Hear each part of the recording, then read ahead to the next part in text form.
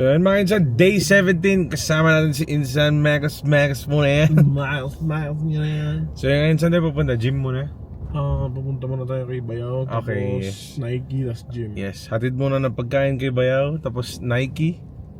Yeah, Yes, Nike. Lunch for the kitchen and cabinet king. Huh? Special delivery, open the gate. Open the gate. Open the gate. Open. Come on man. Let's go. So yun, tapos na. So saan na tayo next, Insan? Pupunta na tayo ngayon sa Nike. Nike na yan, bili na natin yan. Malaki na discount. So mga Insan, bibili muna kami dito sa Nike. Hindi muna natin ma-vlog to. Basta bili muna tayo. Mabilisan, para hindi na maraming hinahawak. Pakita lang natin mamaya. So yan, katapos ng Nike, diretso na treadmill na ngayon yan. Papayat. Sobra na yan. Tapos after nito, lamon na naman. Putang na buhay yan. So yan, kakatapos siya mag-cardio, mag-sauna. Putang na pagod na yan. Hirap na pumayat. Dali na kumain. So mga insan, kakain naman kami today ng Korean barbecue. Yes sir. BB2. Yan na mga insan, punit na natin yan. Bigla kasi nag-change si Bunso ng plano. Hindi na pwede ramen. Kami nakain Korean barbecue na yan. Tangay na. Ganda, may mga laro-laruan pa sila. Yan o, cows. Yan o. So, may ganyan pa. Okay na yan. May Spider-Man pa yan. Ganda-ganda ng Korean barbecuean nila. Okay na yan. May Iron Man pa yan. So mga insan, maganda dito. Masarap. May self-service area sila. So tangin naman, food vlogger na insan. Kain na natin yan.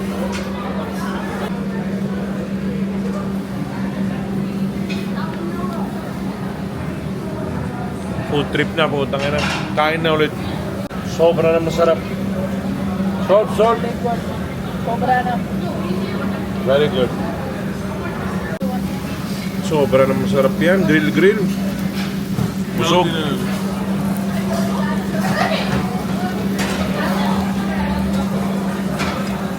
Sobra na busog. Putang ina, sobra na busog yan. Too much na kain. Grabe, hindi ko na-enjoy masyado pa. Bilis ko na busog, pero ang sarap nung karne nila, putang ina. Ganito rin sana sa atin sa Pinas. Ano? May ganyan-ganyan pa. Sobra na pagas na kotse yan. Tapos pagas na rin ito yan. Oh my God. Sobra na pagod din yan, sobra. Putang na, gusto ko na pahinga na matulog yan. Hindi, pero manonood pa ako. Bigyan ko rin ng time si Bunso mamaya. Ayan na si Gago. Para siya yung nasa movies sa Amerika eh, no? Yung naka tracksuit na gago lang. Yan, siya yan.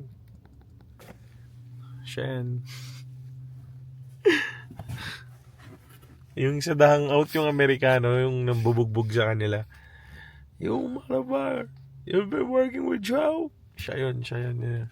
Ano, stress. Wala na utak. So yun, madaling araw na dito guys. 3 AM in the morning. Nakatulog ako pagka uwi ko kanina. Sobrang pagod ng araw ko today.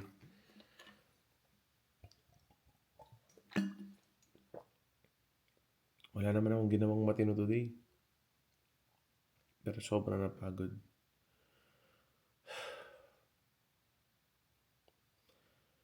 Malapit na tayo umuwi. Malapit na tayong umalis sa enjoyment system ng mga magkakapatid. Matagal ulit bago kami magsasama. Pero di na ako emotional. Tanggap ko na mangyayari to. Ito yung katotohanan na kailangan mo harapin sa buhay. Miss ko na rin sila papa at mama. Miss ko na rin yung mga insan sa Pilipinas. Tingin nyo, pagka uwi ko ng Pilipinas, libutin ko ba Pilipinas? Punta ako sa iba-ibang lugar kung saan magaganda yung mga kultura. For example, punta tayo ng Cebu, punta tayo ng Siargao, Palawan, El Nido. Tingin nyo, comment nyo nga mga insan kung dapat kong gawin yung ganyang style. Tapos isa pang na-realize ko, kung gusto mo mawalan ng kaibigan, magpautang ka. Diyos ko. Kung gusto mo na matapos yung pagkakaibigan nyo, pautangin mo sila. Yung pati yung mga akala mong matino, lalabas yung hindi pagiging matino nila. Sisingilin mo lang sila, wala pa po, wala pa po. Every week, wala pa. Next week. Wait lang, makabenta ko para mabayaran kita. Putang ng obligasyon yan. Hindi man lamang nila stressin yung sarili nila. Sa'yo pa ibibigay yung problema na ikaw yung mag-adjust para sa mga boss mo. Ewan ko ba yung mundo ngayon hindi na natatakot sa karma. May kanya-kanya na silang rason. Karma kung karma, wala nga kami pera. Kahit meron na, my God. Ang mamahal ng mga bag nila, nakakapag-abroad, nakakabili ng kung ano-ano. Pero pag magbabayad ng dami nilang dahilan. Oo, sabihin mo, naluloko niyo yung mga tulad namin, pero hindi niyo naman naluloko yung Diyos. May karma yan lahat, mga insan. What goes around comes back around. Kung hindi ka natatakot doon, di so be it. Kung kailan gaganda na yung buhay niyo, doon pa masisira dahil sa karma na yan in future. Some people don't think. Wala na utak. Good luck, ha? Thank you for watching. Sobrang masaya.